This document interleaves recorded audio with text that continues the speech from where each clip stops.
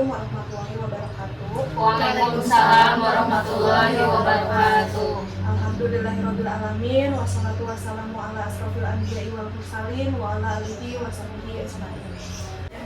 Puji dan syukur mari kita panjatkan kehadirat Allah Subhanahu wa taala yang mana pada hari ini kita dapat berkumpul bersama-sama dalam keadaan sehat walafiat. Dan salawat beserta salam juga mari kita limpah curahkan kepada Nabi besar Nabi Muhammad SAW, kepada para sahabatnya, kerabatnya, kemudian umatnya, dan mudah-mudahan sampai kepada kita selaku umatnya yang mudah-mudahan senantiasa berada di jalannya. Amin.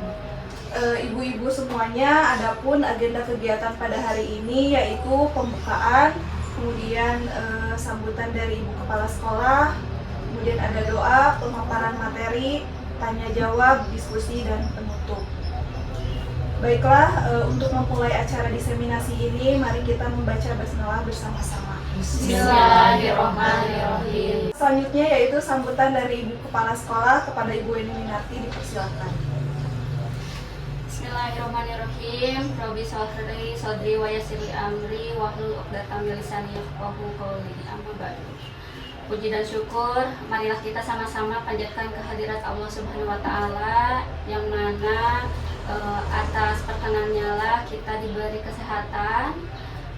Untuk memanfaatkan kesehatan itu kita berkumpul di tempat ini untuk mengikuti kegiatan pengimbasan atau diseminasi tentang budaya positif dari Bu Fahmi yang sedang mengikuti program CGP Angkatan 9.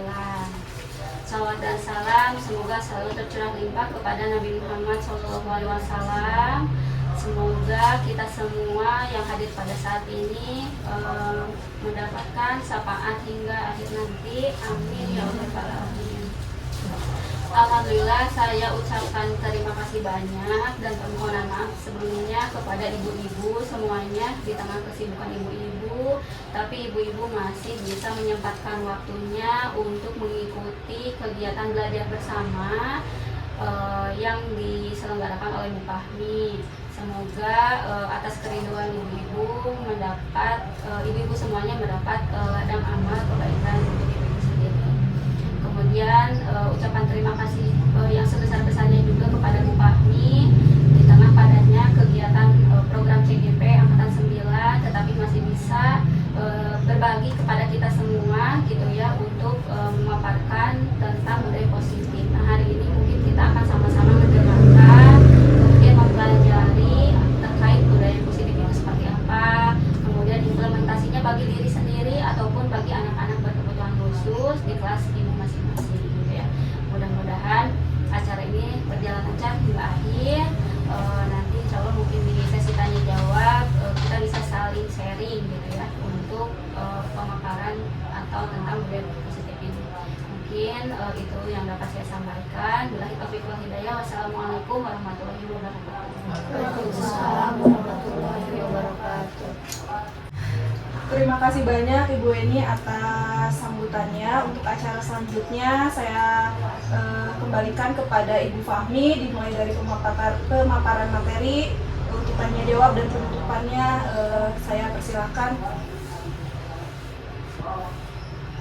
Terima kasih kepada Bu Rizka untuk pembukaannya. Selanjutnya yaitu pemaparan dari saya tentang budaya positif. Nah, ibu-ibu, saya mau bertanya dulu nih sebelumnya. Menurut ibu-ibu, apa pentingnya menciptakan suasana positif di lingkungan Anda semua? Boleh ke Bu Leni.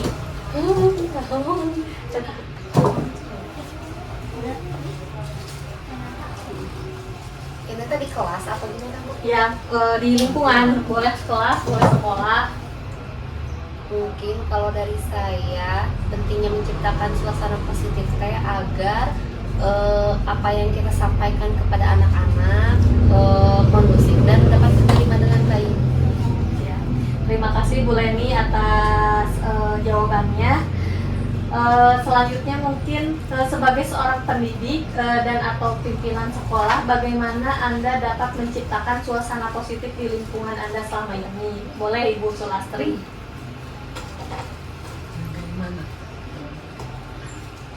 Untuk Saya sebagai pendidik ya, untuk menciptakan suasana positif di lingkungan, khususnya di sekolah, saya akan mengajak atau menjadikan situasi itu senang dan bergembira bersama anak ataupun guru-guru di lingkungan sekolah. Baik, terima kasih Bu Sulastri. Jadi mungkin saya simpulkan ya dari jawaban-jawaban Ibu, yaitu budaya positif itu lingkungan yang menyenangkan gitu ya. Baik, terima kasih Ibu-ibu. Untuk selanjutnya saya ingin bertanya nih, selanjutnya yaitu materi disiplin positif. Nah, biasanya kan disiplin itu kaitannya dengan apa biasanya Ibu-ibu yang terpikir gitu, disiplin? Aturan, hukuman.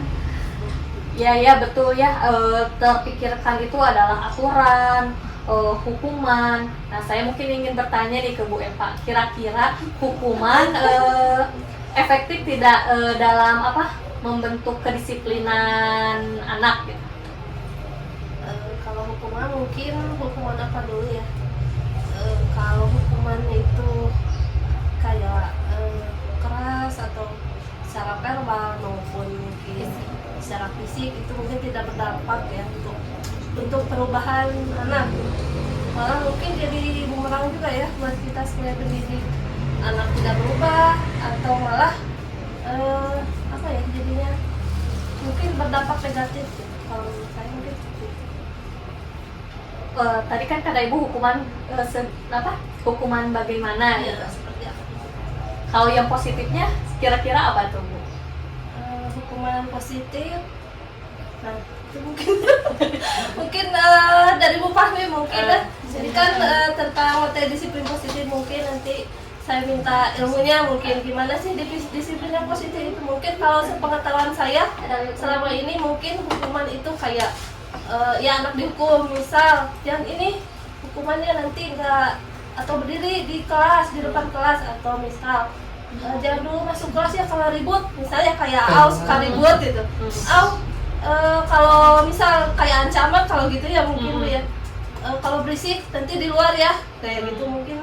Nah, nanti minta masukannya dari Bu Fahmi, gimana itu teh baik atau tidak gitu Bu ya. Ya, terima kasih Bu Eva atas jawabannya.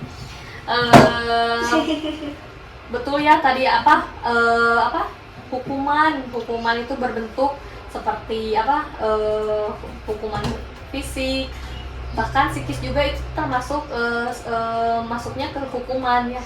Nanti mungkin kita akan bahas untuk apa sih hukuman itu. Nah, saya mungkin mau menganalogikan dulu nih, kan disiplin itu lebih ke mengontrol ya, ada sambungannya dengan mengontrol. Nah, saya mau ini nih berpasang-pasangan, boleh Bu? Ibu Leni, Ibu Eva, Ibu Weni, dan Ibu Renata. Ya.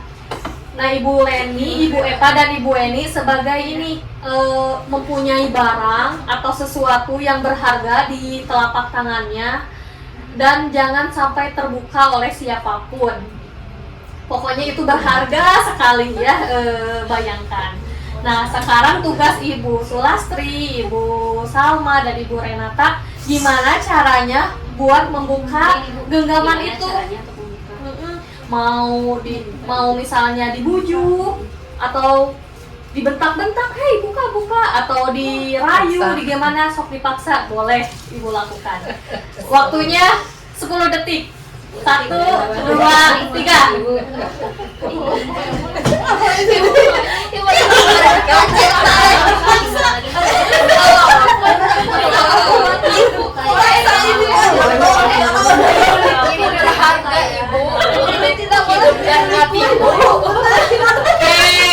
Selesai. Gimana ibu-ibu? Genggamannya masih utuh? Tidak terbuka? Tidak. Kemudian ibu-ibu yang membujuk gimana, sudah memberi sudah membujuk atau mengancam, nilai saya memaksa, tapi tetap tidak terbuka ya. Nah, coba saya saya ingin bertanya, dalam kegiatan ini sesungguhnya siapa yang memegang kendali atau kontrol untuk membuka dan menutup kepalan tangan? Diri kita Diri sendiri. kita sendiri. Betul ya. Jadi tentu kita sendiri yang memegang kontrol atas kepalan tangan kita sendiri. Adapun misalnya kontrol dari orang lain, misalnya tadi bujukan atau ancaman, nah diri kita sendiri yang merelakan lah gitu, merelakan dikontrol oleh orang lain begitu. Nah, meluruskan tentang miskonsepsi teori kontrol, yang pertama, ilusi guru mengontrol murid. Nah, sebenarnya sebenarnya hal ini tidak jadi guru tidak memaksa ya sebenarnya apabila murid memilih untuk tidak melakukannya. Nah, tadi ya guru bisa mengontrol murid karena murid mengizinkan dirinya dikontrol gitu. Jadi sebenarnya ada muridnya gitu, ada keinginan muridnya sendiri. Kemudian ilusi bahwa semua penguatan positif, efektif dan bermanfaat.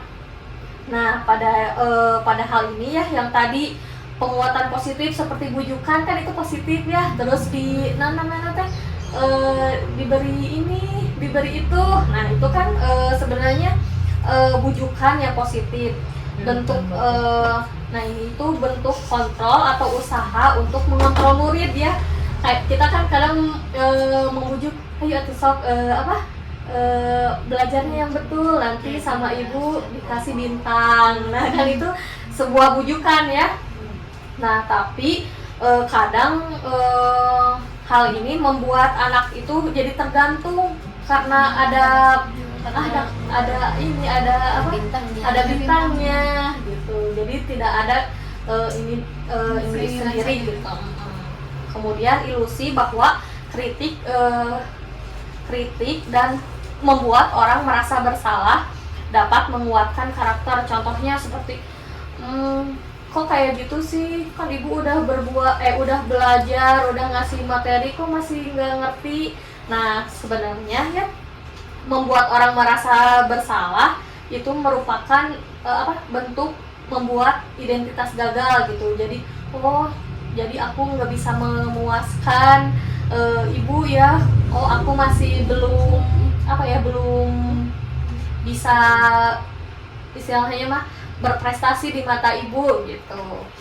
Kemudian ada ilusi bahwa orang dewasa memiliki hak untuk memaksa. Nah, ini ya mungkin kita rasakan sebagai orang tua, sebagai guru, karena kita sepertinya punya tanggung jawab nih kepada murid-murid untuk mengontrol. Jadi apapun bentuk kontrolnya, asal ada kemajuan itu dirasa positif gitu ya. Perilaku memaksa, namun perilaku memaksa ini tidak efektif untuk waktu jangka yang panjang.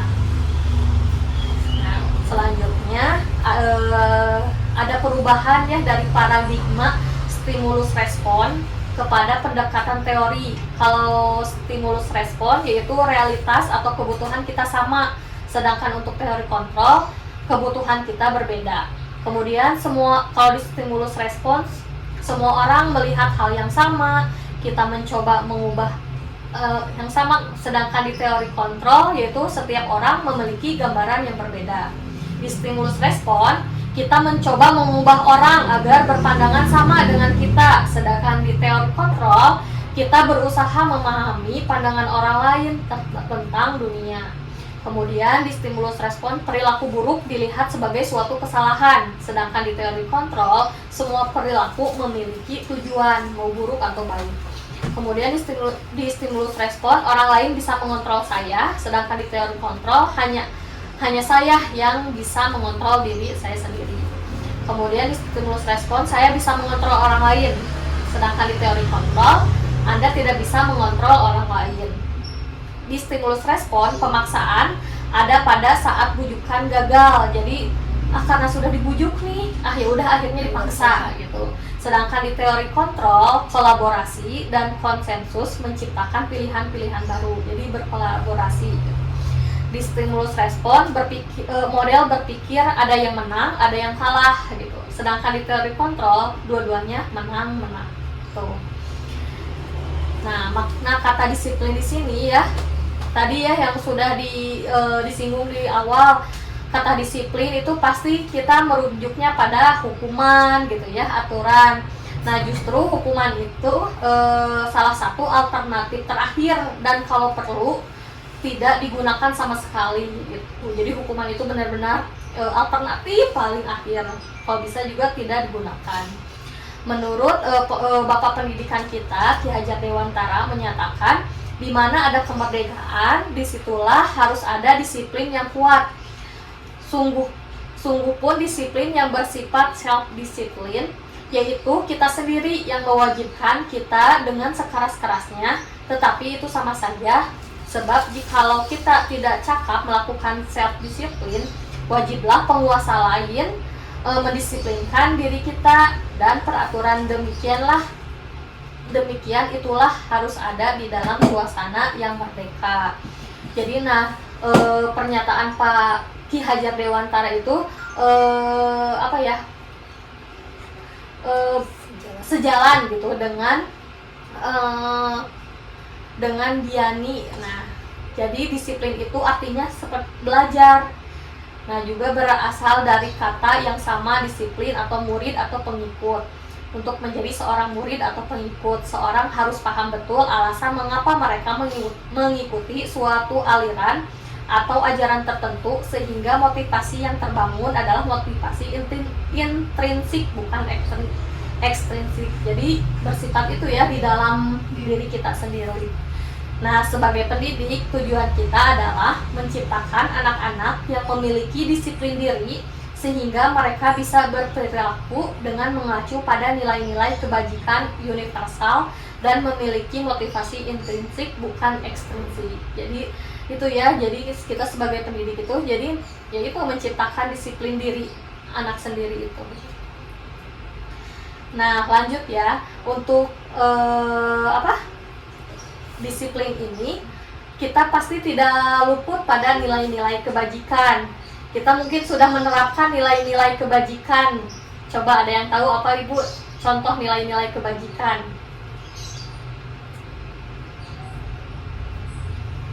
Nih, iya Bu. Tolong menolong. Bisa, tolong menolong. Tuh sudah ada clue-nya. Membantu Membantu. Mengucapkan minta maaf, berterima kasih. Nih, saya kasih kata kunci nilai-nilai kebajikan adalah sifat-sifat positif manusia yang merupakan tujuan mulia yang ingin dicapai setiap individu.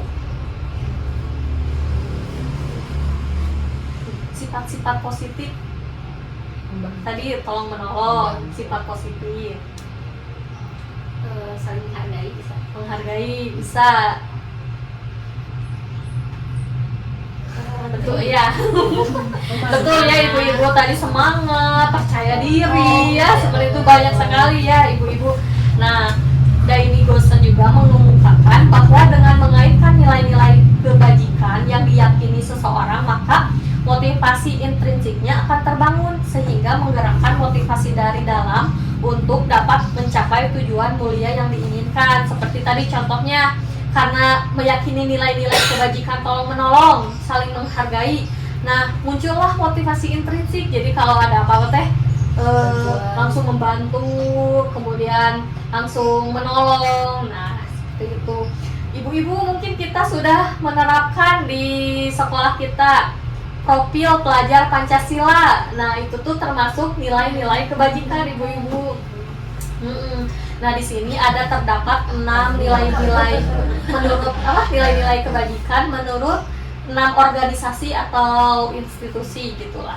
Nah, yang pertama profil pelajar Pancasila seperti yang kita ketahui yaitu beriman, bertakwa kepada Tuhan Yang Maha Esa dan berakhlak mulia, mandiri, bernalar kritis, berkemerdekaan global, bergotong royong dan kreatif.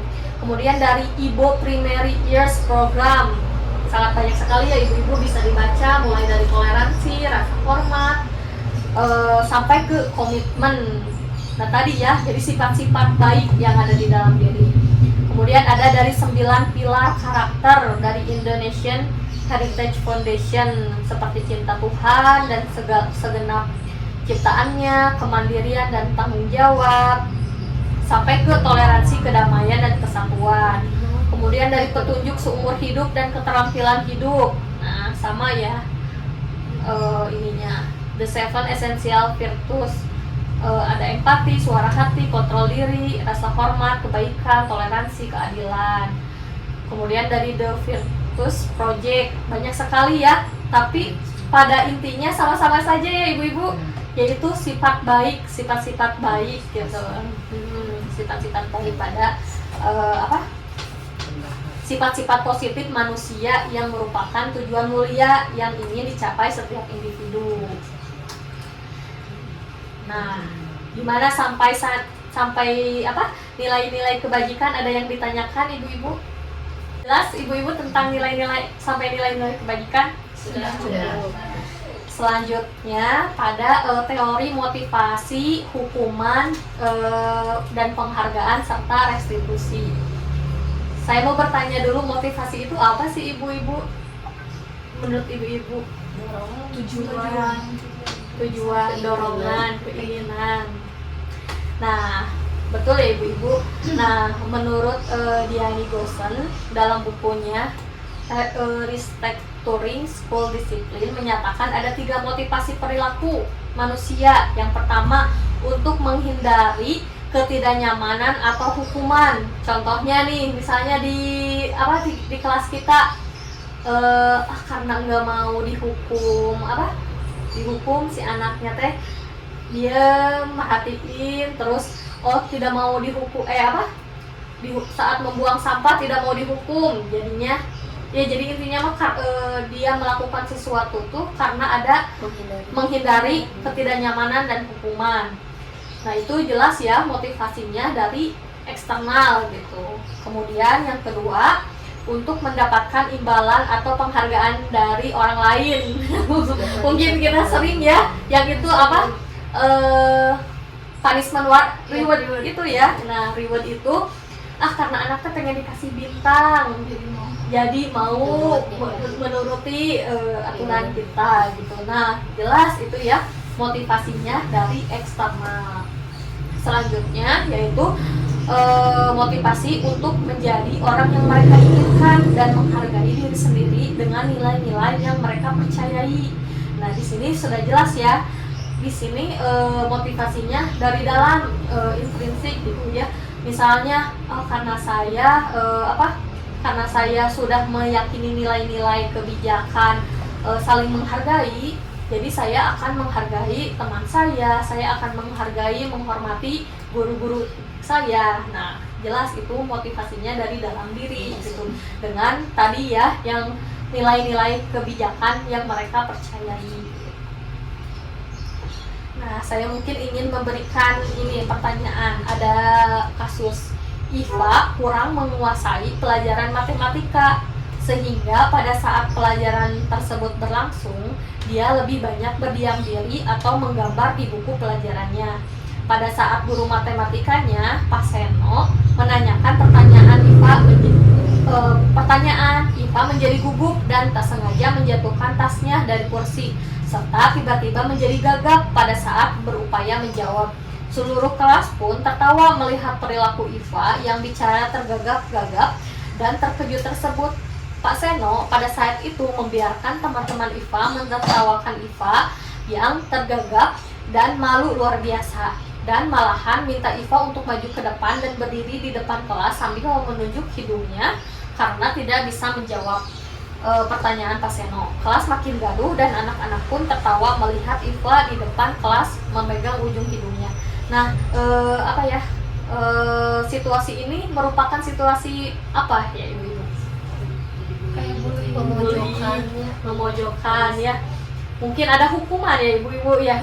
Tadi hukuman di depan kelas. Ya, di depan kelas. Jadi Pak Seno itu memberikan hukuman gitu ya kepada Iva.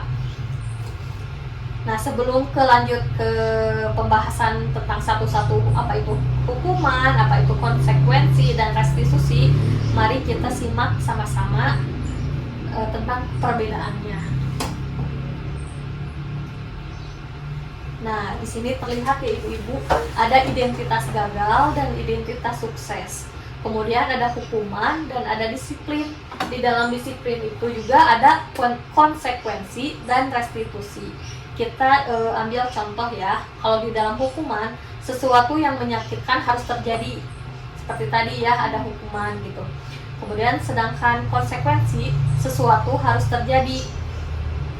Sedangkan restitusi merupakan pilihan.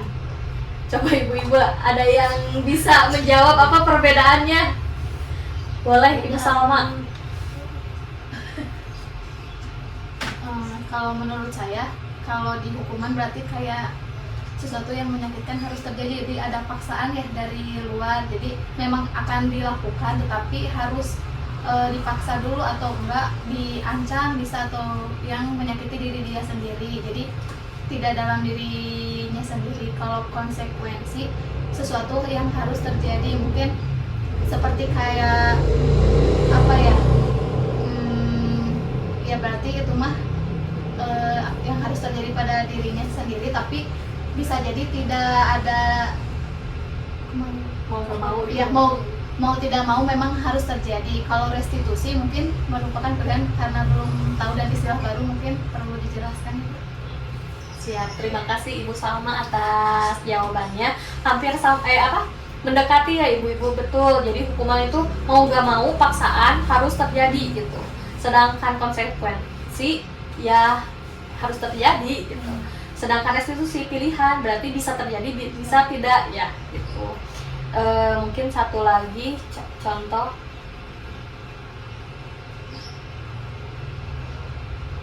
Ini dari hukuman, awas kalau dilakukan lagi ya, nanti awas kamu. Kemudian kalau konsekuensi, lakukan apa yang saya katakan. Sedangkan restitusi, apakah hal ini yang sesungguhnya ingin kamu lakukan? Kira-kira apa perbedaannya ibu-ibu? Boleh Ibu silakan. Kalau dilihat dari tadi ya, awas kalau kamu mau dilakukan lagi akan saya kena sanksinya seperti ini. Terus yang netral itu ada menyebutkan kalau saya tidak mengerjakan, saya akan berdiri misalnya, atau saya akan berlari 2 keliling gitu ya. Nah itu, jadi konsekuensinya harus dilakukan kalau memang dia melanggar. Nah kalau di positif yang itu apakah, nah di pilihan, kalau tidak mengerjakan kamu mau apa tadi yang dikatakan tadi, berlari atau mau hukuman yang lain. Nah, itu, seperti itu mungkin. Terima kasih Bu Sulastri atas jawabannya, betul sekali ya ibu-ibu. Ini ya tadi, nah berhubungan dengan tadi, jadi hukuman itu ada mode paksaan, sedangkan konsekuensi stimulus respon, sedangkan restitusi teori kontrol yang sudah tadi kita simak ya. Nah mungkin contoh lain,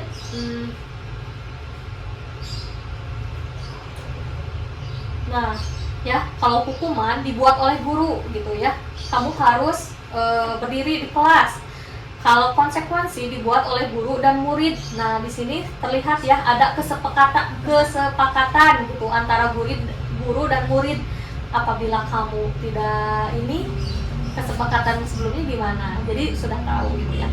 Sedangkan restitusi dibuat oleh berdua gitu tadi ya kolaborasi gitu, terus ada pilihan. Nah mungkin sampai sini sudah terbayang ya apa sih perbedaan hukuman dan konsekuensi dan restitusi. Ibu-ibu sudah membaca ya perbedaan hukuman, konsekuensi dan restitusi. Boleh Bu Epa, gimana menurut Ibu Epa? Yang itu perbedaannya hukuman, Konsekuensi. kalau hukuman kan ditentukan oleh guru, tadi hukumannya apa. si anak harus mengikuti. Nah kalau di konsekuensi mungkin dibuat guru, tapi mungkin anaknya harus ada dibuat oleh guru dan murid sama-sama gitu ya, cara kesepakatan mungkin hukumannya mau apa antara guru dan murid. Kalau dibuat oleh murid jadi mungkin si anaknya sendiri yang memilih apa dia mau apa gitu, mungkin gitu ya, atau ya gurunya mungkin mengarahkan si muridnya hukumannya apa, jadi yang nentuin si anaknya gitu, mungkin gitu. Jadi tadi ya kalau jadi hukumannya dibuat oleh guru, kalau konsekuensi bareng-bareng, kalau menurut Ibu restitusi hukumannya pilihan murid gitu ya. Iya, jadi sendiri. Mungkin untuk hukuman dan konsekuensi hampir betul ya, tapi untuk restitusi ada sedikit miss gitu kan. Tapi nanti kita simak bareng-bareng sama-sama ya tentang restitusi gitu. Mungkin setelah melihat tadi ya pemaparan tadi, saya simpulkan jadi hukuman itu bersifat satu arah tadi ya, diberikan oleh guru. Yang memberikannya murid hanya menerima tanpa melalui kesepakatan. Hukuman diberikan berupa mau fisik, psikis, dan murid disakiti oleh perbuatan atau kata-kata. Jadi sebenarnya bukan fisik aja ya, psikis juga, dari kata-kata itu sebuah hukuman. Jadi anak hanya menerima, tidak ada tanpa kesepakatan gitu. Nah, kalau konsekuensi bersifatnya sudah terencana atau sudah disepakati oleh guru dan murid. Jadi murid sudah mengetahui sebelumnya konsekuensi yang akan diterima bila terjadi pelanggaran. Dibuat tidak nyaman dalam jangka waktu pendek. Jadi karena sudah ada kesepakatan, jadi kayak misalnya murid melakukan kesalahan, oh aku kayaknya tahu nih harus berbuat apa gitu. Kemudian untuk restitusi, kita lanjut ya Ibu. Untuk restitusi yaitu proses menciptakan kondisi bagi murid untuk memperbaiki kesalahan mereka sehingga mereka bisa kembali pada kelompok mereka dengan karakter lebih kuat. Kemudian restitusi juga proses kolaboratif ya Ibu-ibu, yang mengajarkan murid mencari solusi untuk permasalahan yang dihadapi. Kemudian restitusi juga menjadi lebih memiliki tujuan, kemudian ada disiplin positifnya dan memulihkan dirinya setelah berbuat salah. Nah, restitusi ini juga jadi murid mengevaluasi diri sendiri internal gitu ya. Kemudian ini juga restitusi juga ini menguntungkan korban dan juga pembuat salah. Kan kalau hukuman atau konsekuensi pasti pelaku gitu ya, yang pasti korban yang dirugikan pelaku. Nah kalau ini korban maupun pembuat salah diuntungkan. Nah restitusi juga, di bawah ini ciri-ciri restitusi yang membedakan dengan program disiplin lainnya seperti hukuman dan konsekuensi. Yang pertama, restitusi bukan untuk menembus kesalahan, namun untuk belajar dari kesalahan. Jadi anak yang tadi ya, yang disiplin itu kan belajar ya. Jadi belajar sih dari kesalahan ini apa yang akan saya lakukan gitu, apa jadi bahan pelajarannya gitu. Kemudian yang kedua, restitusi memperbaiki hubungan. Kan kalau hukuman ya pasti gitu jadi benci gitu ya, emang saya melakukan tapi jadinya benci. Nah kalau restitusi ini bahkan memperbaiki hubungan gitu. Kemudian yang ketiga, restitusi adalah tawaran bukan paksaan. Tadi ya berbeda dengan hukuman itu memaksa. Nah kalau restitusi ini itu tawaran, tawar menawar gitu. Kemudian yang keempat, restitusi menuntun untuk melihat ke dalam diri.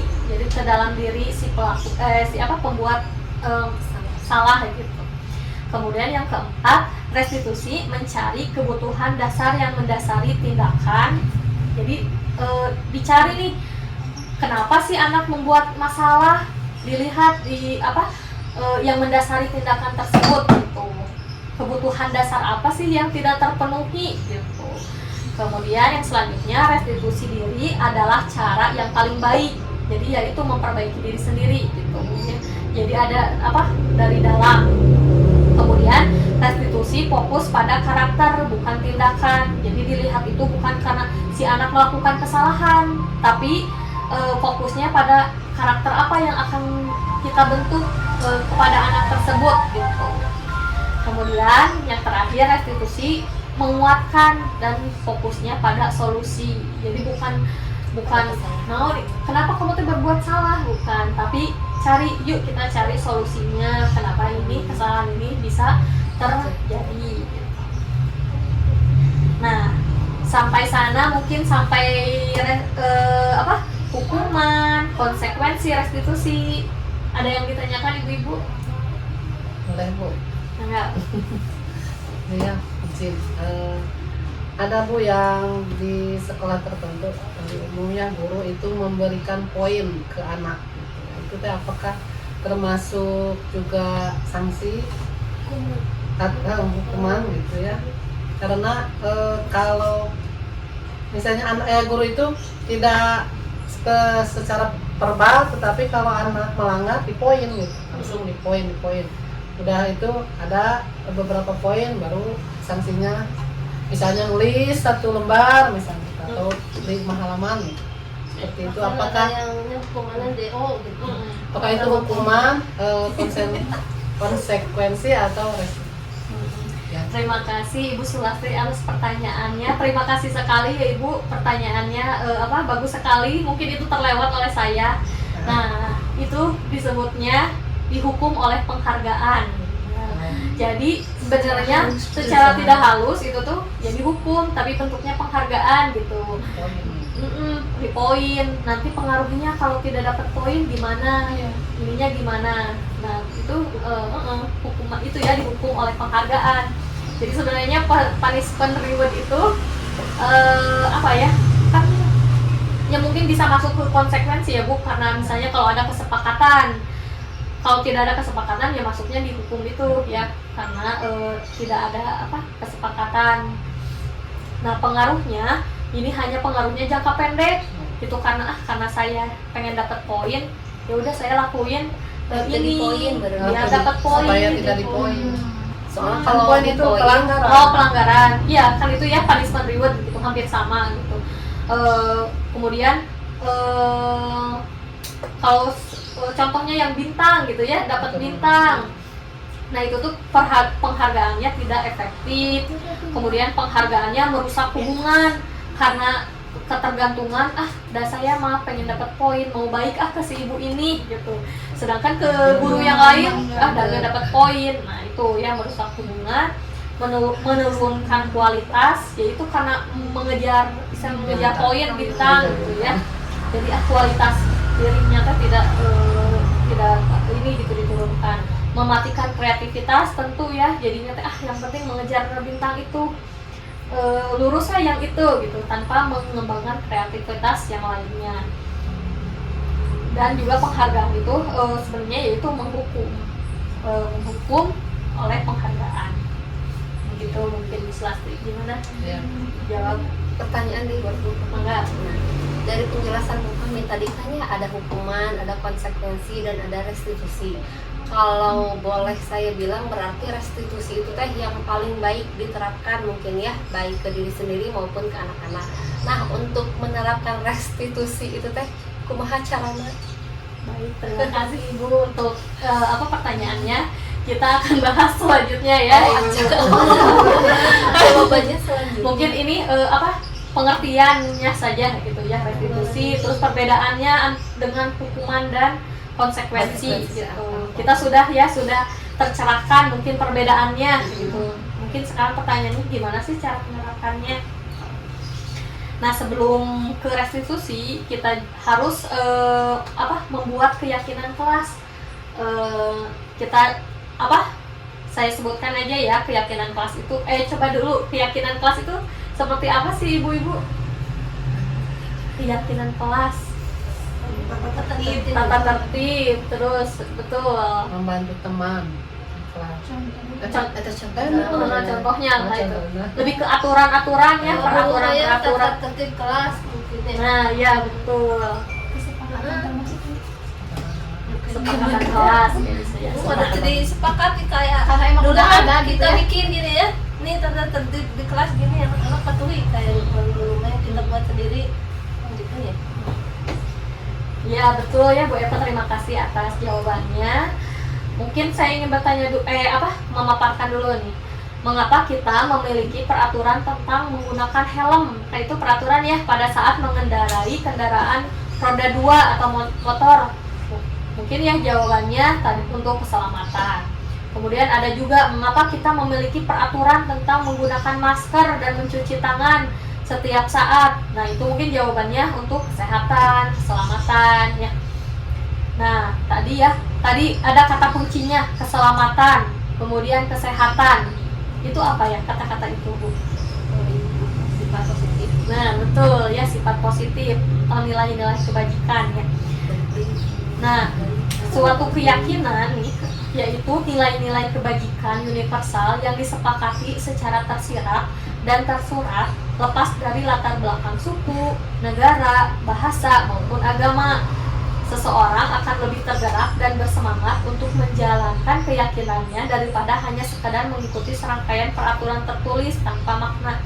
Jadi itu ya, jadi tadi keyakinan itu timbulnya dari sifat-sifat positif yang disepakati bersama gitu. Jadi timbullah keyakinan gitu ya. Nah, untuk membentuk keyakinan sekolah atau kelas, yang pertama, keyakinan kelas bersifat lebih abstrak daripada peraturan yang lebih rinci dan konkret. Kemudian, keyakinan kelas berupa pernyataan-pernyataan universal. Pernyataan keyakinan kelas senantiasa dibuat dalam bentuk positif. Jadi, misalnya tidak boleh lari-lari. Kan itu negatif ya, tidak boleh. Nah, kita ganti ke bentuk positif seperti berjalanlah dengan tenang.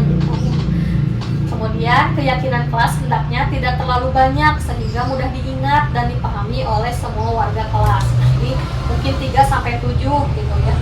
Kemudian keyakinan kelas sebaiknya sesuatu yang dapat diterapkan di lingkungan tersebut. Jadi dia dilihat dari lingkungan tersebutnya dulu gitu. Semua warga kelas hendaknya ikut berkontribusi dalam pembuatan keyakinan kelas lewat kegiatan curah pendapat. Nah, tadi ya, kan kalau aturan-aturan biasanya dibuat oleh pembuat aturan gitu. Nah, kalau keyakinan kelas bersama-sama gitu antara guru atau murid atau pimpinan dan staff gitu. Kemudian bersedia meninjau kembali keyakinan kelas dari waktu ke waktu. Jadi tidak hanya udah sekali udah diterapkan. Nah, ini harus ditinjau, dilihat dari keadaan sekolah, kemudian perkembangan zaman juga ya gitu. Ditinjau kembali. Nah, adapun prosedur pembuatan keyakinan sekolah atau kelas, yang pertama mempersiapkan warga sekolah atau murid-murid di sekolah untuk bercurah pendapat tentang peraturan yang perlu disepakati. Nah, mungkin kita sudah ya, ibu-ibu pernah melaksanakan. Jadi ada curah pendapat gitu. Ada semua mengemukakan pendapatnya. Kemudian yang kedua mencatat semua masukan. Kemudian di mana semua anggota warga sekolah bisa melihat hasil pendapatnya. Kemudian susunlah keyakinan kelas sesuai prosedur pembentukan keyakinan sekolah. Gantilah kalimat-kalimat dalam bentuk negatif menjadi positif. Yang tadi sudah dijelaskan ya. Jangan berlari di kelas menjadi berjalan di kelas. Kemudian yang selanjutnya tinjau kembali daftar curah pendapat yang sudah dicatat. Selanjutnya ajak warga sekolah atau murid-murid untuk menemukan nilai-nilai kebajikan atau keyakinan yang dituju dari peraturan tersebut. Contohnya seperti berjalan di kelas, dengarkan guru, datanglah tepat waktu, berada dalam nilai kebajikan apa. Nah, misalnya ini ya, sifat-sifat positif apa, yaitu saling menghormati dan nilai kebajikan hormat gitu ya. Jadi dilihat si pendapat-pendapat itu ini masuknya ke nilai kebajikan apa yang sama-sama menaungi, mempayungi gitu. Nah, keyakinan inilah yang dimasukkan dalam daftar untuk disepakati. Kegiatan ini juga merupakan pendalaman pemahaman bentuk peraturan ke keyakinan kelas gitu ya. Nah, kemudian tinjau ulang keyakinan sekolah atau kelas secara bersama-sama. Seharusnya setelah beberapa peraturan telah disatukan menjadi beberapa keyakinan, maka jumlah butir pernyataan keyakinan akan berkurang. Nah, sebaiknya keyakinan sekolah atau kelas tidak terlalu banyak ya, yang tadi itu. Jadi aturan teh jangan banyak karena lupa teh ya. Nah, di apa? Kalau ini mah dirangkum gitu ya. Kemudian setelah keyakinan sekolah atau kelas selesai dibuat, maka semua warga kelas dipersilahkan meninjau ulang dan menyetujuinya dengan menandatangani keyakinan sekolah kelas tersebut, termasuk guru dan semua warga murid. Keyakinan sekolah kelas selanjutnya bisa dilekatkan di dinding kelas di tempat yang mudah dilihat semua warga kelas agar tidak lupa gitu ya. Jadi perlu ini dilekatkan gitu, dipajang. Nah, ini adapun contoh-contoh keyakinan kelas. Yang pertama, setiap anggota kelas perlu belajar, perlu senang, melakukan tugas, perlu saling menghargai, perlu merasa aman. Kemudian ada contoh lagi, keyakinan kelas 5, selalu bersikap positif, senantiasa menjadi diri terbaik, percaya dan menghormati orang lain, serta barang miliknya, berkomitmen terhadap setiap tugas, senantiasa membantu. Kemudian ada contoh lain, keyakinan kelas 7. Kami meyakini bahwa sangat penting untuk menghormati semua orang dan barang milik orang lain. Nah, ini masuknya ke nilai-nilai kebajikan, menghormati. Kemudian ini bekerja. Kami meyakini bahwa sangat penting untuk mengerjakan segala pekerjaan atau mengikuti kegiatan yang telah ditugaskan. Masuknya kemana? Coba. Bisa tanggung jawab ya, tanggung jawab. Kemudian kami meyakini bahwa sangat penting untuk merasa diterima pada suatu kelompok dan saling peduli satu dengan yang lain. Nah, ini ada rasa apa? Menghargai, betul ya, betul. Nah, mungkin sampai keyakinan kelas ada yang ingin ditanyakan ibu-ibu? Untuk keyakinan kelas ya, sepertinya mirip-mirip juga dengan komitmen bersama. Gitu. Apakah itu bisa ditarik benang lurusnya atau misalnya perbedaannya di mana antara komitmen dengan keyakinan? Kalau komitmen mungkin jadi lebih ke prakteknya, jadi harus berkomitmen untuk untuk melaksanakan keyakinan kelas. Sedangkan keyakinan kelas yang nanti akan kita laksanakan. Nah, dibuatlah keyakinan kelas. Nah, mungkin bisa harus komitmen ya untuk melaksanakan keyakinan kelas ini sebagai tindakan dari penerapannya. Ada lagi ibu-ibu? Cukup. Nah, ibu-ibu, kita ice breaking dulu ya biar lebih fokus dan gak pegel. Boleh berdiri. Kita ini tahu ibu cut banana? Belum. Iya. Tapi apa caranya? Gini ibu. Cut gitu. Open dulu ya? Open dulu. Open banana. Ini bukan open lagi.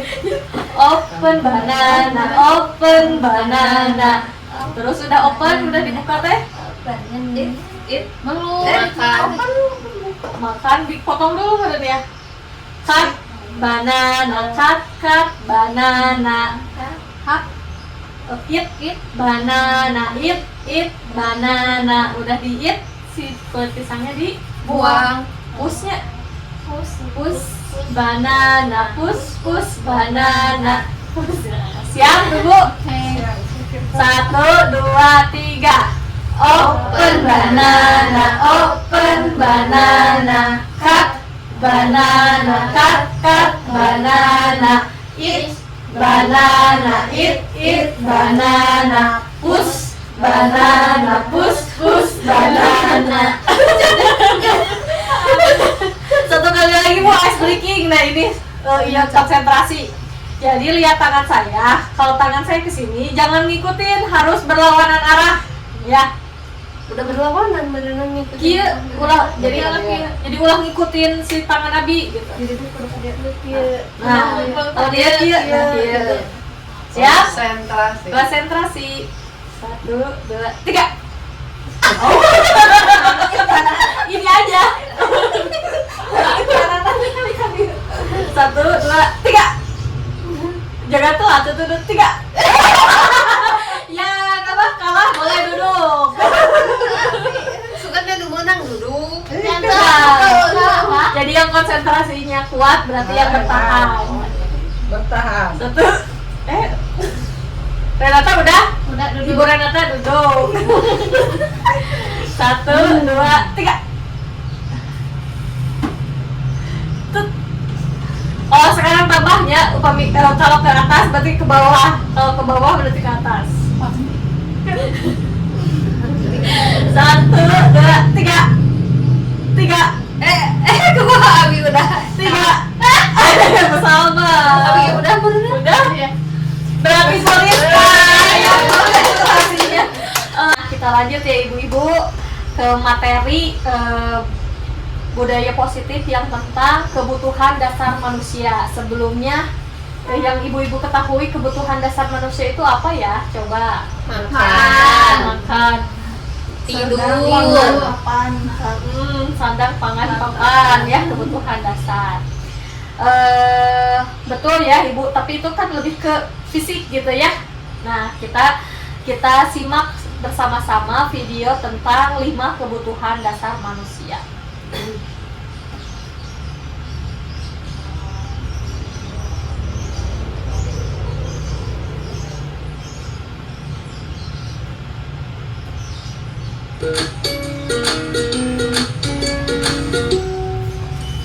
Salam dan bahagia Ibu dan Bapak guru hebat.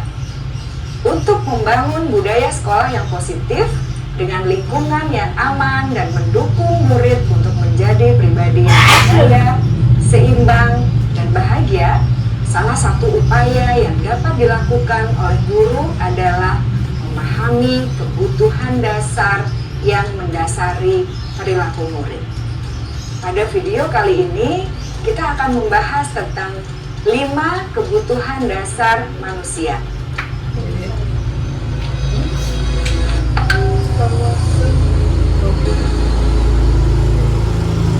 Ki Hajar Dewantara dalam salah satu kutipannya menyatakan, kita ambil contoh perbandingannya dengan hidup tumbuh-tumbuhan. Seorang petani dalam hakikatnya sama kewajibannya dengan seorang pendidik yang menanam padi misalnya.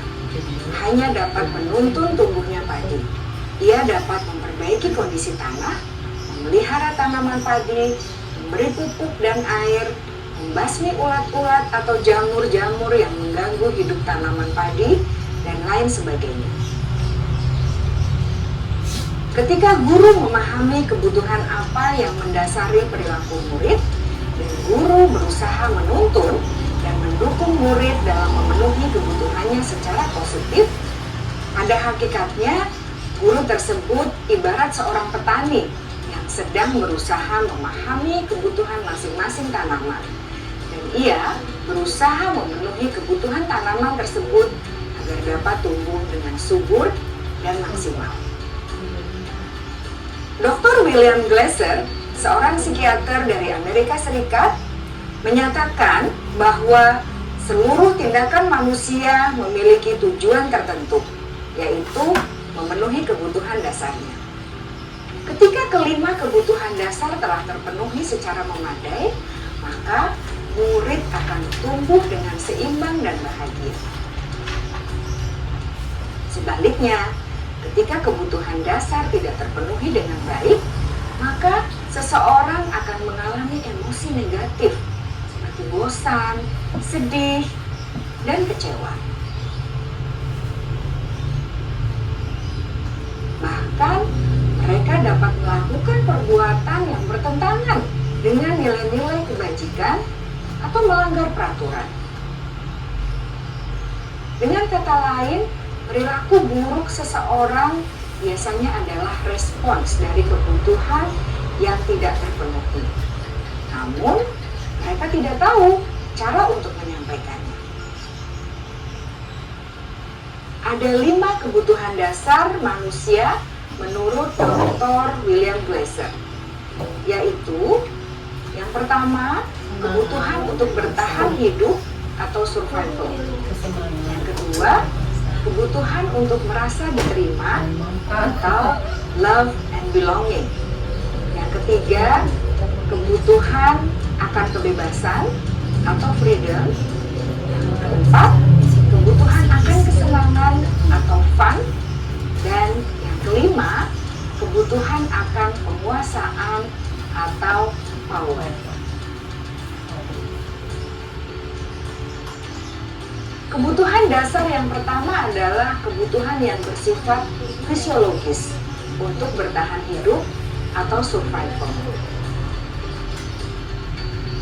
Misalnya, kesehatan, rumah, dan makanan. Tadi ya sandang, pangan, papan. Nah, itu maksudnya ke Kebutuhan biologis sebagai bagian bertahan dari hidup. proses reproduksi, termasuk kebutuhan untuk tetap bertahan hidup.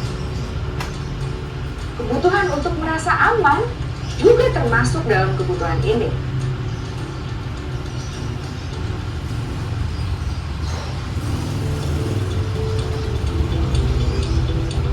Agar murid dapat belajar dengan baik, kebutuhan mereka akan rasa aman, pangan, sandang, dan papan harus terpenuhi. Bagaimana mungkin mereka dapat belajar dengan baik bila mereka datang ke sekolah dengan perut yang lapar atau bila rumah mereka kebanjiran?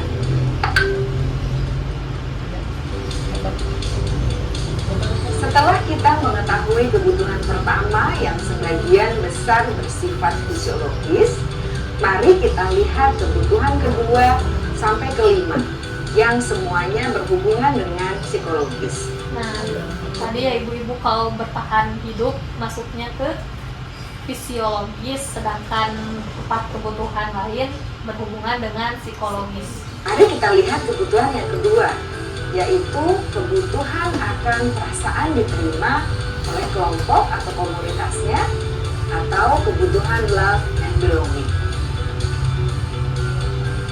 Kebutuhan ini meliputi keinginan untuk tetap terhubung dengan orang lain seperti teman, keluarga, teman kerja, dan kelompok di mana kita tergabung. Setiap murid ingin menjadi bagian yang berharga dari kelas dan juga sekolah. Mereka juga ingin diterima oleh orang lain dan kelompoknya. Bahkan, murid yang terlihat paling cuek pun jauh di dasar hatinya pasti ingin merasa diterima. Sebagai guru, seharusnya kita dapat menerima murid kita apa adanya, sesuai dengan kodratnya. Karena setiap murid adalah unik. Mereka memiliki kekuatannya masing-masing, sehingga guru seharusnya bisa menciptakan kesempatan untuk murid berkolaborasi dan memiliki ikatan emosi satu sama lain. Murid-murid yang memiliki kebutuhan yang besar untuk merasa diterima, biasanya mereka belajar karena suka pada gurunya. Dan mereka juga suka bekerja dalam kelompok. Kebutuhan yang ketiga adalah kebutuhan akan kebebasan atau kebutuhan membuat pilihan.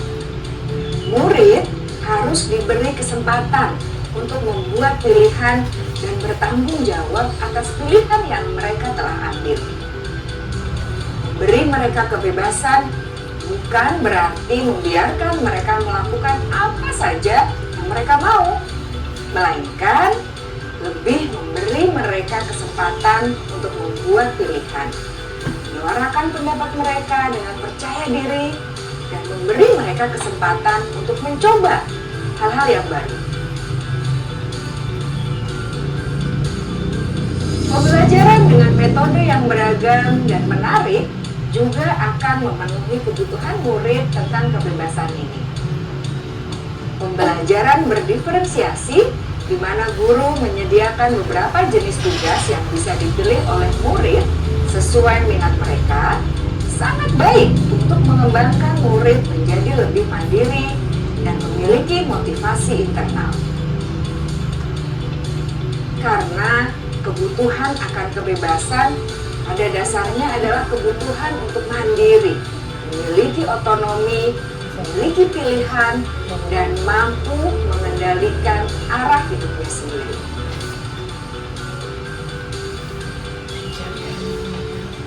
Kebutuhan yang keempat adalah kebutuhan akan kesenangan. Bayangkan Bapak Ibu, hidup tanpa rasa senang. Betapa menyedihkannya.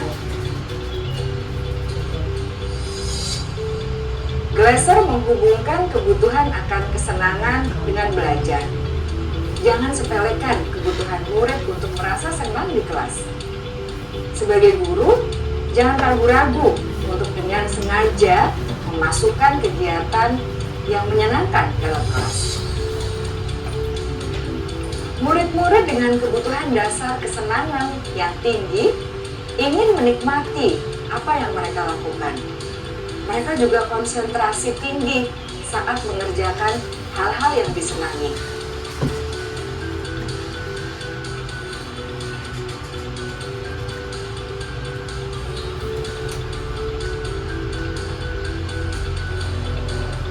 Kebutuhan yang kelima adalah kebutuhan akan penguasaan. Setiap murid memiliki kebutuhan untuk merasa kompeten, jadi terampil, diakui pencapaian dan keterampilannya, didengarkan, bisa membuat dampak dan pengaruh, dan memiliki rasa harga diri. Mereka sebaiknya diberi kesempatan untuk membuat keputusan tentang hal-hal yang penting dalam hidupnya dan tidak merasa dikontrol oleh sistem sekolah. Pada murid yang telah menginjak usia remaja, seringkali mereka merasa tidak memegang kendali atas kehidupannya sendiri, karena guru kerap kali berpengaruh dalam mengambil keputusan. Murid-murid yang memiliki kebutuhan dasar akan penguasaan yang tinggi, biasanya selalu ingin menjadi pemimpin. Mereka juga suka mengamati sebelum mencoba hal-hal yang baru. Mereka juga perfeksionis dan merasa kecewa bila melakukan kesalahan.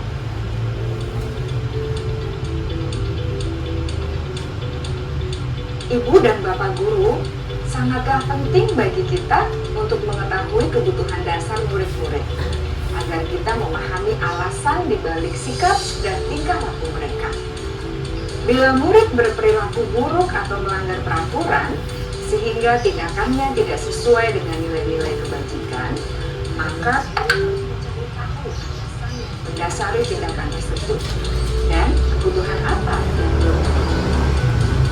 Melalui percakapan dengan guru dalam pendekatan disiplin positif, murid dapat diajak untuk bersikap reflektif dalam mengenali kebutuhan-kebutuhan yang berusaha mereka penuhi dan mendasari tindakan mereka.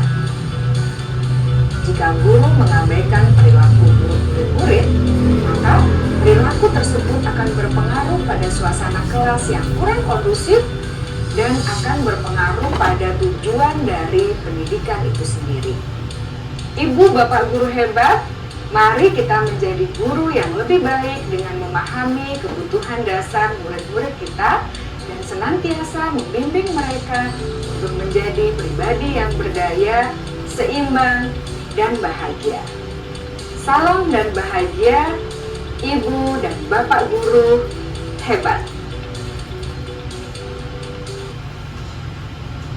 Nah, Ibu, setelah melihat video tentang kebutuhan dasar manusia, gimana, sudah tercerahkan tentang kebutuhan dasar manusia?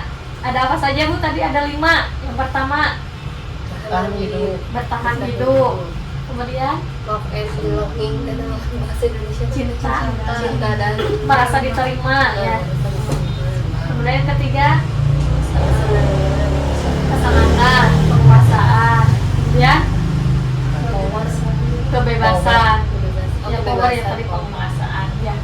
Nah tadi ya ibu-ibu ada 5 kebutuhan dasar manusia. Jadi kita sebagai guru tentunya harus mencari dan memenuhi kebutuhan dasar manusia pada peserta didik kita gitu ya. Tadi sudah dijelaskan apabila ada kebutuhan dasar yang tidak terpenuhi, mungkin ada dampak-dampak negatif yang akan timbul gitu ya. Misalnya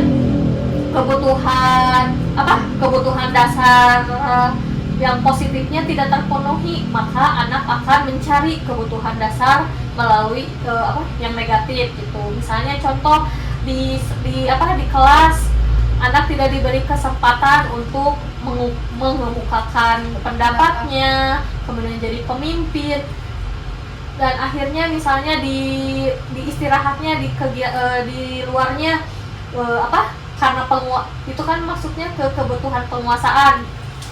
Jadi si anak mencari gimana sih supaya kebutuhan untuk penguasanya itu terpenuhi dengan misalnya jadinya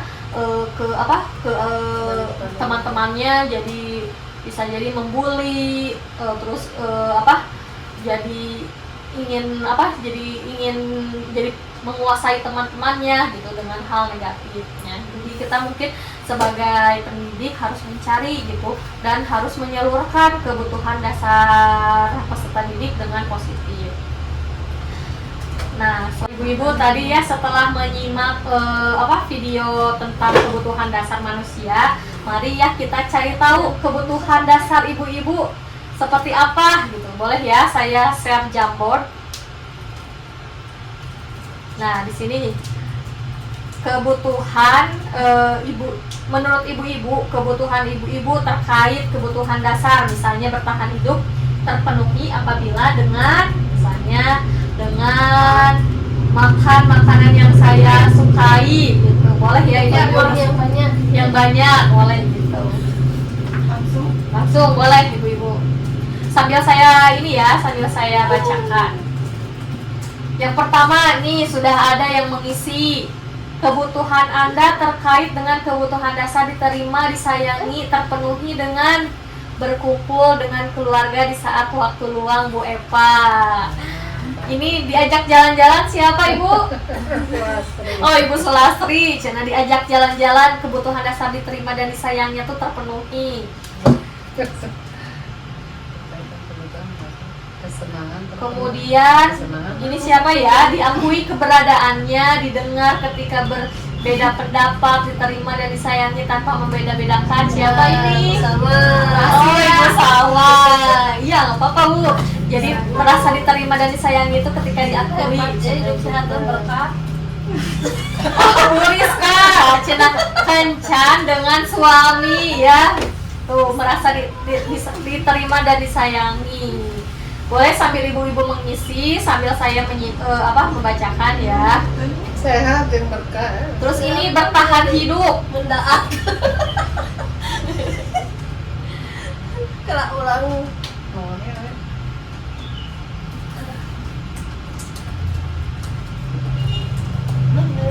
Rasa penguasaan. Ada penguasaan kumaha? Penguasaan.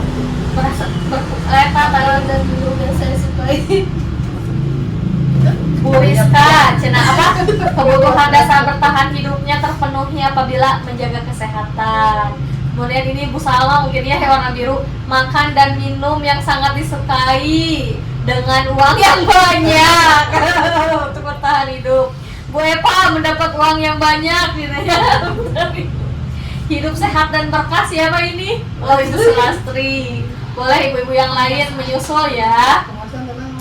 Selanjutnya kebutuhan dasar kesenangan terpenuhi apabila ada yang mengisi jalan-jalan atau me time. Siapa ini?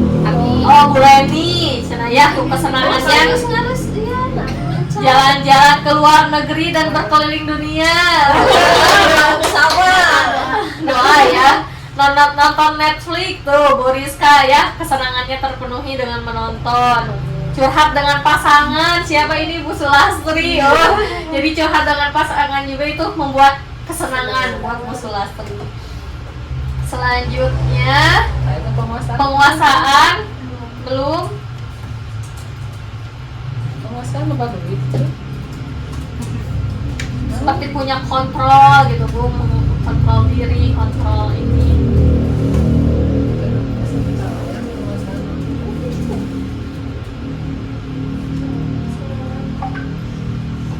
Ada gangguan sebenarnya. Ayah mau kamu gajah mata. Kalau Ibu Pahmin penguasaan. Bisa jadi misalnya jadi pemimpin naon kan, penguasaan.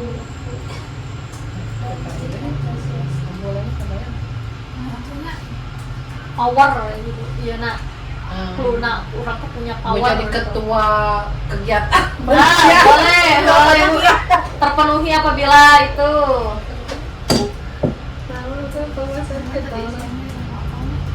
Jadi ketua panitia oh, muludan. EPA tuh untuk penguasaannya hasil kerja kita diakui dan diapresiasi. Jadi merasa kebutuhan dasar penguasaannya terpenuhi. Untuk Bu Rizka memiliki prestasi. Nah, betul ya, kebutuhan dasar penguasaannya terpenuhi apabila memiliki prestasi.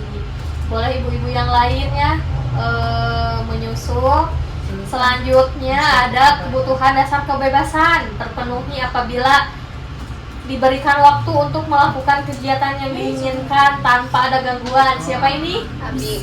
Oh, Bu Eni ya. Bu Salma mid time sama ya, lebih masuknya ke waktu gitu yang nanti melakukan kegiatan yang diinginkan. Nah, terima kasih ibu-ibu, tepuk tangan untuk kita semua sudah mengidentifikasi kebutuhan dasar masing-masing ya. Semoga kebutuhannya terpenuhi. Amin. Nah, tidur tidak diganggu. Oh, tidur tinggal diganggu, betul ya. Paling Mau nggak jadi ganggu ibu. bebaskan atau kebebasan tuh. Ya, lanjut ya Bu, kita masuk ke restitusi 5 posisi kontrol. 5 posisi kontrol. Kontrol. Kita simak sama-sama.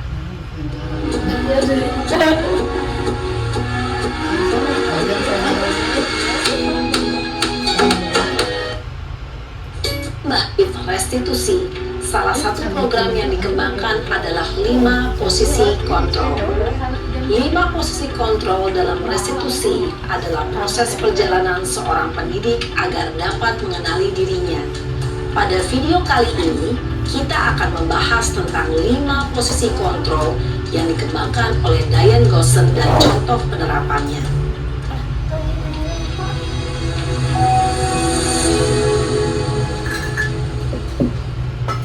Lima posisi kontrol itu adalah 1. Posisi penghukum. 2. Posisi pembuat merasa bersalah. 3. Posisi teman. 4. Posisi pemantau atau monitor. Dan 5. Posisi manajer. Untuk lebih memahami kelima posisi tersebut, mari kita saksikan kasus Naren yang terlambat hadir 20 menit di sekolah dan melihat bagaimana kelima posisi kontrol dalam menghadapi masalah tersebut.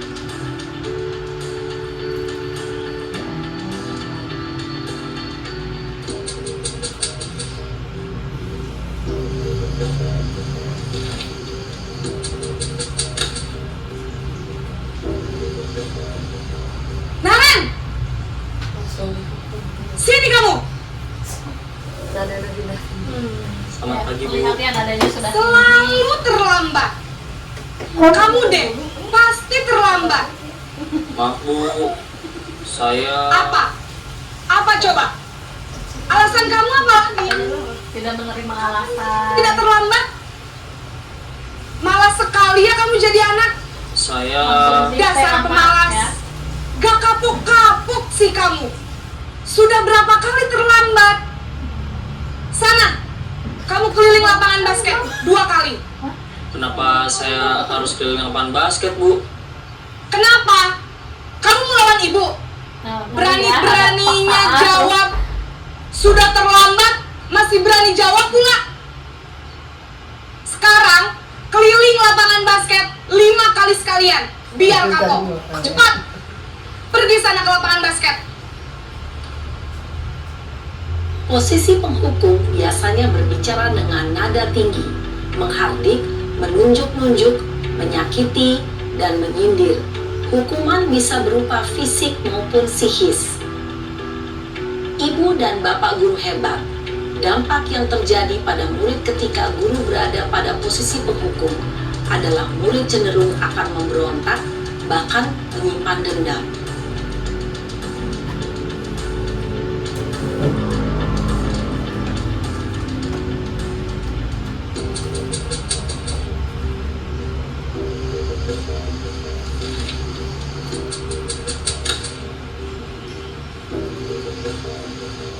Naren!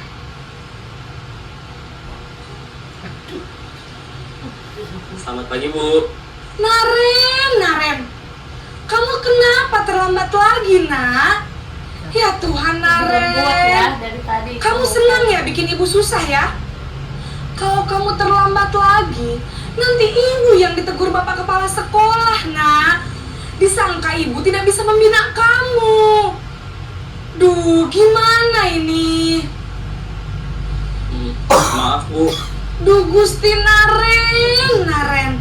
Kamu suka ya kalau ibu ditegur bapak kepala sekolah? Terus, sekarang ibu harus tulis apa ini di buku absen? Ini kamu sudah sering terlambat loh. Ibu harus apa coba? Maaf, Bu. Maaf sekali. Ya sudah, lain kali jangan bikin ibu susah lagi ya, nak ya. Ibu tidak akan kuat lagi kalau kamu begini terus. Bisa jantungan kalau ibu ditegur bapak kepala sekolah. Sana cepat ke kelas. Maaf ya, Bu. Maaf sekali. Jadi merasa bersalah ya. Posisi pembuat rasa bersalah berbicara dengan nada tenang, cenderung lembut.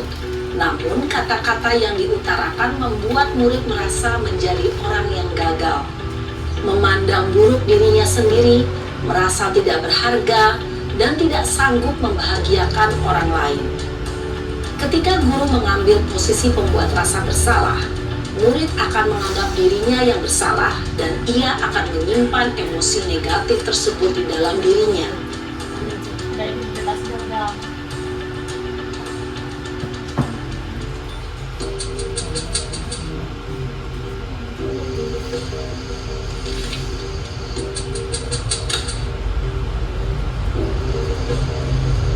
Naren!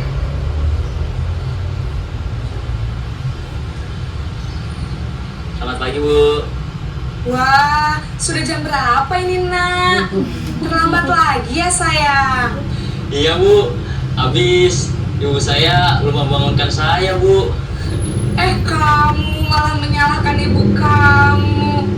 Kamu bukannya anak yang larinya paling kencang. Kok terlambat sih? Iya, Bu. Saya memang terlambat bangun tadi. Jadi, biarpun saya lari kencang, tetap gak kenyang, Bu. Ya sudah sana. Nanti lain kali larinya lebih kenceng lagi ya. Biar gak terlambat lagi. Bikin seneng ibu. Demi ibu. Bisa kan? Bisa lah, Bu. Ya sudah, sana masuk kelas. Ibu beresin urusan absen kamu. Kamu ini ada-ada saja. Dalam posisi teman, guru berbicara dengan nada suara ramah, akrab, cenderung bersenda gurau untuk menjaga suasana tetap santai. Murid akan merasa senang, aman, dan akrab dengan guru.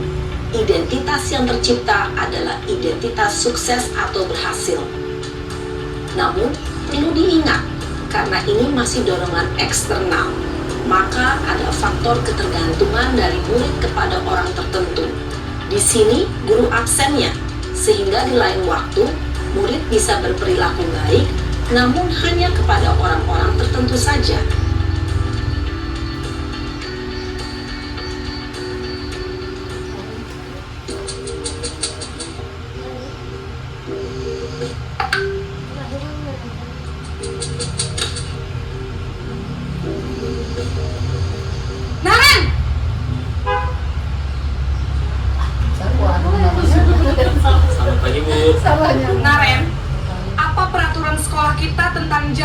kita harus masuk sekolah, Nak?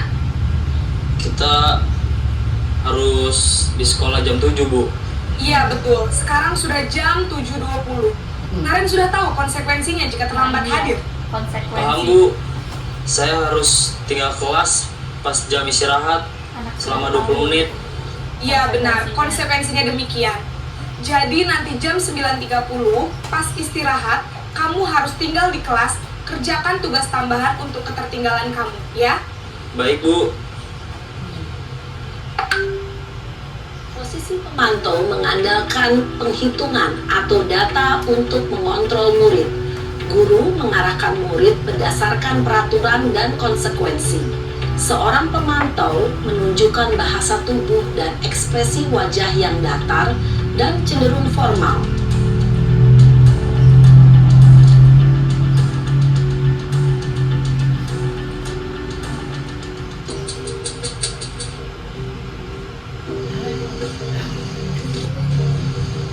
Naren!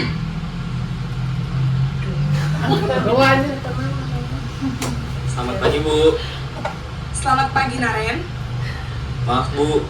Saya terlambat. Iya, sekolah masuknya jam 7, sekarang sudah jam 7.20. Jadi sekarang bagaimana ini, Naren? Maaf, Bu. Saya lupa setel alarm saya semalam. Baiklah, menurut kamu, keyakinan sekolah yang mana yang perlu kamu tingkatkan? Menghargai diri sendiri dan orang lain mungkin ya, Bu. Setuju. Jadi, apakah Naren meyakini prinsip saling menghormati tersebut? Iya, Bu. Saya meyakininya. Apakah Naren bersedia memperbaiki masalah keterlambatan ini? Bersedia, Bu. Bagaimana kamu akan perbaiki masalah keterlambatan ini? Saya akan coba untuk tidak lupa menyetel alarm saya, Bu. Baik, kalau Naren lupa menyetel alarm di rumah, ada orang yang kira-kira bisa bantu mengingatkan tidak? Ada, Bu. Kakak saya, Kak Emma. Ada lagi selain Kak Emma? Selain Kak Emma, ada ibu saya. Baik, jadi yang mengingatkan Naren adalah Kak Emma dan ibu kamu ya? Kira-kira akan mulai setel alarm kapan nih, Naren? Setelah pulang sekolah, akan segera saya lakukan. Baik, jadi Naren akan setel alarm untuk bangun besok pagi dan akan diingatkan oleh kakak dan ibunda Naren ya. Ada lagi yang mungkin perlu dilakukan, Naren, agar tidak terlambat bangun lagi? Tidak ada, Bu. Baik, Naren, terima kasih untuk kerjasama kamu. Sekarang kamu perlu kembali ke kelas untuk belajar. Baik, Bu. Terima kasih. Posisi manajer adalah posisi kontrol yang disarankan untuk membimbing murid memiliki sikap disiplin yang positif, yaitu murid yang mandiri, bertanggung jawab, dan dapat memecahkan masalah. Tujuan dari posisi ini adalah agar murid dapat berefleksi atas tindakannya. Guru akan dengan tulus memberikan pertanyaan-pertanyaan bermakna, sehingga membuat murid dapat belajar dari kesalahannya dan mencari sebuah solusi untuk menyelesaikannya. Sudah menyimak ya tentang 5 posisi kontrol. Yang pertama ada posisi sebagai penghukum. Terus apa lagi, Bu? Pembuat salah, merasa bersalah. teman, Pemantau, terus dan manajer. manajer. Kira-kira sekarang posisi ibu terhadap murid-murid di posisi mana nih kira-kira? Boleh nih, teman, Bu, pemantau, Bu Eva, teman, ya. Setelah menyimak video ini, kira-kira ibu-ibu akan merubah posisi kontrolnya ke mana nih? Boleh nih. Harapannya mah ke yang manajer, tapi dengan pasti bakal butuh prosesnya. Bu Lastri, Teman. Udah jadi belum? mungkin semuanya sama ya, ingin menjadi apa? Posisi kontrol manajer ya. Nah tadi mungkin kalau ibu perhatikan posisi manajer tersebut ya sudah menerapkan teori kontrol, disiplin positif atau restitusi. Nah, tadi ya guru yang pada penempatan manajer sudah menerapkan segitiga restitusi. Selanjutnya nah lanjut ya, tadi bersangkutan sama tadi posisi manajer sudah menerapkan segitiga restitusi. Berhubungan juga dengan pertanyaan Bu Leni, gimana caranya menerapkan restitusi. Nah ya tadi, jadi ada 3 restitusi. Yang pertama, menstabilkan identitas seperti tadi. Jadi setiap orang pasti jadi waktu anak melakukan kesalahan, kita tuh menstabilkan identitasnya dulu. Contoh kata-katanya seperti, setiap orang pasti pernah melakukan kesalahan, kamu bukan satu-satunya yang pernah melakukan ini. Jadi anak tidak langsung merasa bersalah gitu ya. Kemudian selanjutnya validasi tindakan yang salah. Jadi divalidasi dulu apa yang membuat anak melakukan tindakan tersebut. Contoh-contoh katanya seperti tadi ya, apa alasannya terlambat, terus kamu tentu punya alasan ya mengapa melakukan itu. Ditanya dulu gitu ya, digali alasan dari tindakan membuat kesalahan tersebut tadi, terlambat tersebut. Selanjutnya yang ketiga, menanyakan keyakinan. Nah, keyakinan kelas apa yang telah kita sepakati. Jadi sebelum menerapkan segitiga restitusi ini, kita tentu harus membentuk dulu ya keyakinan kelas yang tadi sudah saya paparkan tentang keyakinan kelas. Jadi anak dipertanyakan keyakinan kelas apa yang telah yang kita sepakati, keyakinan kelas mana yang dilanggar. Nah, anak kan ini sendiri ya, ini ini sendirilah gitu, paham sendiri. Kemudian ditanyakan lagi, kamu ingin menjadi orang yang seperti apa? Jadi ditanyakan solusinya pada anak tersebut gitu. Jadi kita hanya menuntun gitu ya, anak yang mencari sendiri solusi sendiri, yaitu terus di sana juga timbul motivasi diri gitu. Oh, saya membuat kesalahan tuh karena sudah sudah melanggar keyakinan kelas ini, nilai-nilai kebajikan yang dia langgar gitu. Nah, kita ada kasus ya. Kasus A, Anda adalah seorang wali kelas. Pada saat jam istirahat makan siang, Anda melihat salah satu murid Anda, Fitri, sedang menangis sendirian di dalam kelas. Anda menghampiri dan mengajak berbicara. Ternyata Fitri menangis karena tadi Tia mengejek Fitri karena nilainya jelek. Anda sebagai guru merasa bahwa ada keyakinan kelas yang tidak diikuti oleh Tia, dan akhirnya sepulang sekolah Anda mengajak Tia untuk berbicara. Nah, ini kasus A ya. Saya tugaskan nih Ibu Leni jadi muridnya, Ibu Sulastri jadi gurunya. Nah, untuk kasus A ya, gimana tadi menerapkan segitiga restitusi. Selanjutnya kasus B, Anda saat izin tidak masuk sekolah menitipkan kelas kepada rekan kerja Anda. Namun esok harinya rekan kerja Anda memberitahu bahwa siswa Anda yang bernama Raifaj mengganggu temannya di kelas sehingga pembelajaran tidak efektif. Ketika Raifaj diingatkan namun berkata karena wali kelasnya tidak ada, Anda merasa Raifaj tidak mengikuti keyakinan kelas. Nah, kemudian Anda mengajak Raifaj untuk berbicara. Boleh Bu Salma dan Bu siapa? Bu Eva mau jadi murid atau jadi guru. Nah, tugas Ibu Renata dan Bu Rizka menjadi melihat gitu mana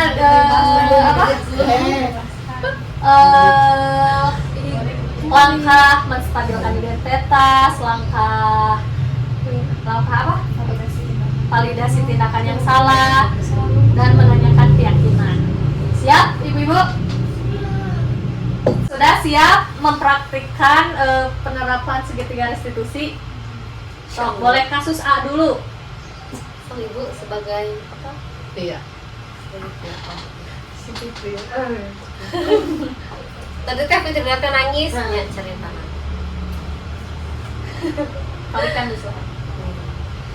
Tia, boleh Ibu ajak ngobrol sebentar? Boleh. Tia, tadi Ibu melihat Fitri menangis di depan kelas. Apa Tia tahu Fitri menangis kenapa? Nah, setelah ibu tadi tanya, Fitri menangis itu katanya tadi di kelas Tia mengejek Fitri karena Fitri nilainya kecil. Apa betul Tia mengejek Fitri di kelas? Oh iya Bu, maaf ya Bu, Kenapa Tia mengejek Fitri? Fitri nilainya kecil. Oh gitu. Ya gede. Terus kumaha? Nggak apa-apa gitu. Oh iya, nggak apa-apa ya. Semua punya, semua pasti. Semua orang pasti pernah memiliki nilai yang besar, begitupun nilai yang kecil. Terus Iya Bu. itu kan berarti contoh menstabilkan. Iya nggak apa-apa. Menstabilkan, Nah, Semua punya kesalahan. punya kesalahan. Ibu juga pernah melakukan kesalahan. oh iya nggak apa-apa. Oh betul. Ibu kami pasti bakal diedit Gak apa-apa lah. Jadi real gitu pemahaman. Ini balikan deh weh. Sok. Ya, ya sok. Tia tahu di awal berarti. Jelas langsung. Oh iya. Oh iya, nggak apa-apa ya. Semua orang pasti pernah melakukan hal yang sama. Ibu juga dulu waktu kecil mungkin pernah mengejek teman ibu yang nilainya kecil. Kayak ibu diajak. Terus kumaha udah gitu teh. Oh, tentu punya alasan. Coba, kenapa alasannya Tia mengejek Fitri? Nah Fitri nggak bisa menjawab itu Bu, jadi nilainya kecil. Terus kumaha Bu Fami? Ya, Ya iya tah. Naon namanya teh? Ya tadi. Ya, eta mah sok we Bu Leni sebagai guru kumaha kasih Nggak jawab gitu. jawab gitu.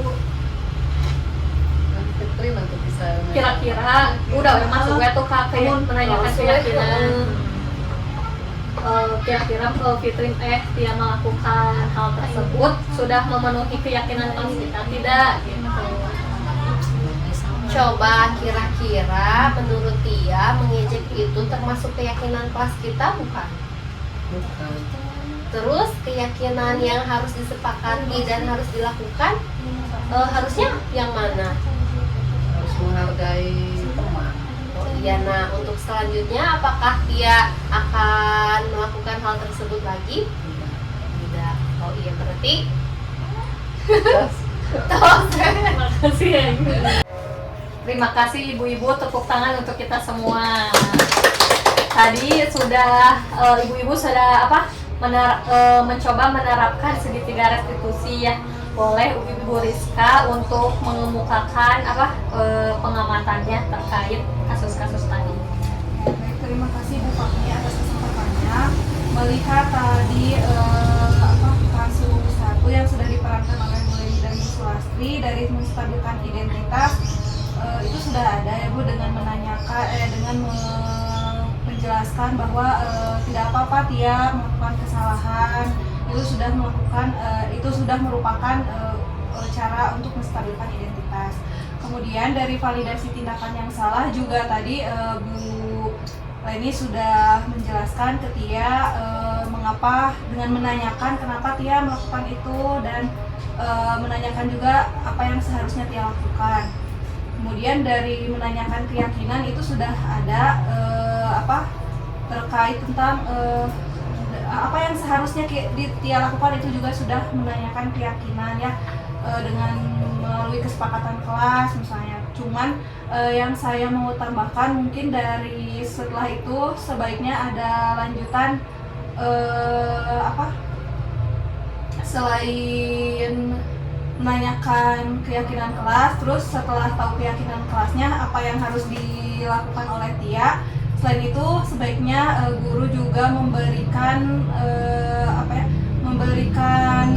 penguatan mungkin kepada Tia dan juga Fitri untuk saling memaafkan keduanya supaya misalkan clear, supaya nanti antara Tia dan Fitri menjadi pembelajaran bagi keduanya. Terima kasih Bu Rizka atas tanggapannya. Sudah ya materi tentang budaya positif.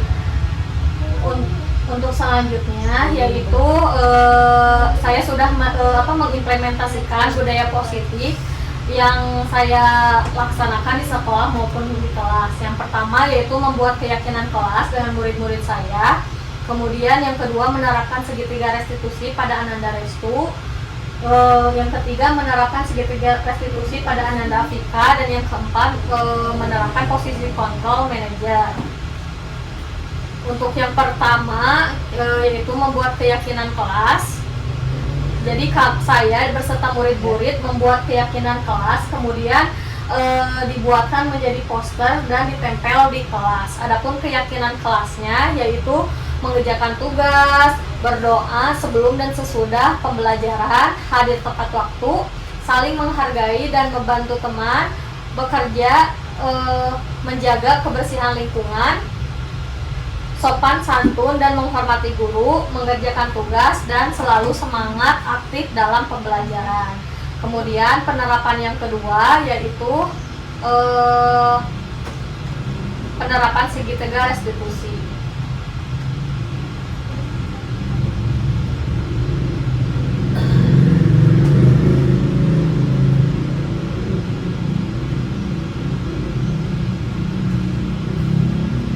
Kasus pertama, Restu tertidur di kelas saat pembelajaran dimulai.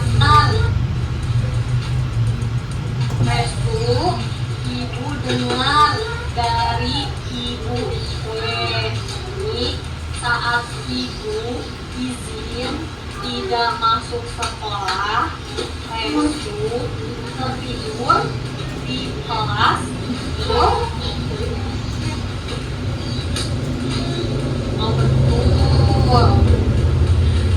Berbuat salah itu apa ya? Ibu juga sama ya, pernah membuat kesalahan, pernah tertidur ibu juga. Tidak apa-apa. Di sini ya, ibu mau membantu mencari solusi kenapa Restu tertidur di kelas. Apa?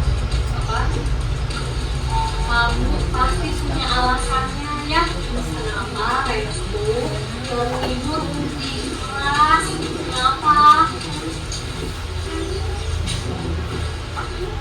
Oh, Restu tidur di rumahnya jam 12 malam. Oh, pantas jadi ngantuk ya. Ngantuk di kelas. Karena di rumahnya tidur jam 12. Kamu masih ingat keyakinan kelas kita? Ingat? Oh, masih. Coba kira-kira menurut kamu tertidur di kelas sesuai tidak dengan keyakinan di kelas? Sesuai tidak? Keyakinan kelas yang mana? Selalu semangat ya. Nah, sekarang ya kamu sudah tahu. Sekarang ibu bertanya. Selanjutnya penerapan segitiga restitusi yang saya lakukan kepada Afika. Jadi kasusnya, saya mendapatkan laporan ketika jam istirahat bahwa murid saya bernama Afika yang merupakan anak dengan hambatan intelektual dan fisik sedang marah-marah dan membentak temannya Tia. Nah, yang pertama saya lakukan menstabilkan identitas.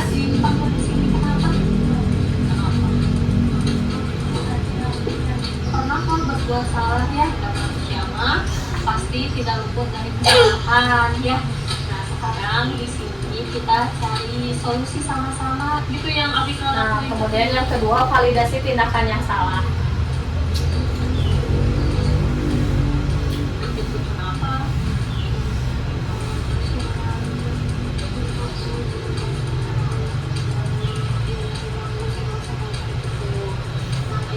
Nah, Afika masih ingat tidak keyakinan? Nah, kemudian menanyakan keyakinan.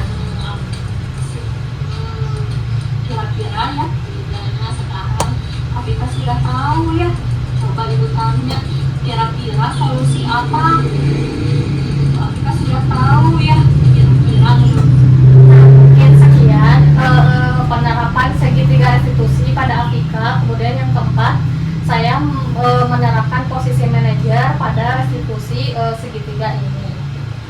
Mungkin sekian ya ibu-ibu materi dan penerapan budaya positif di sekolah. Terima kasih atas atensinya, waktunya. Mungkin gimana, ada yang ditanyakan ibu-ibu? Cukup ya. Nah, biar tahu ya ibu sudah paham sampai mana, kita sama-sama ya kita mengerjakan kuis. Melayani memimpin Bu Eva, disusul Bu Salma. Semangat.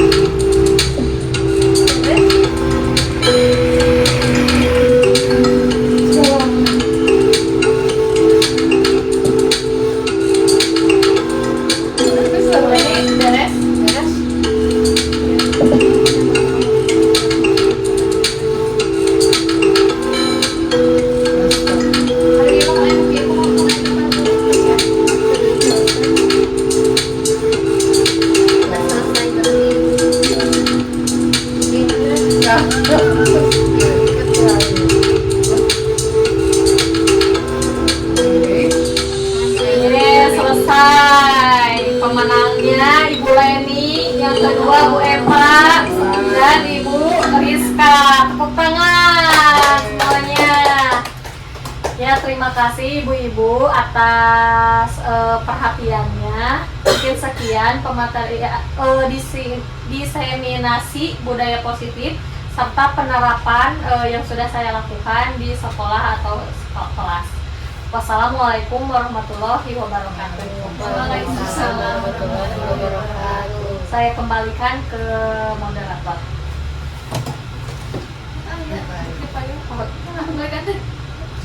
Terima kasih Bu Fahmi atas pemaparannya yang luar biasa. Gimana ibu-ibu? Menarik nggak pemaparannya? Menarik sekali ya. Tinggal mungkin PR kita selanjutnya untuk mengaplikasikannya, untuk menerapkan di kelas kita masing-masing, dan mudah-mudahan juga bisa diamalkan ke teman-teman kita semuanya yang lainnya. Baiklah ibu semuanya, kita tutup saja acara diseminasi ini dengan membaca hamdalah bersama-sama. Alhamdulillah. Terima kasih atas perhatiannya. Untuk acara diseminasi ini saya tutup. Wabillahi taufiq wal hidayah. Wassalamualaikum warahmatullahi wabarakatuh. Waalaikumsalam warahmatullahi wabarakatuh.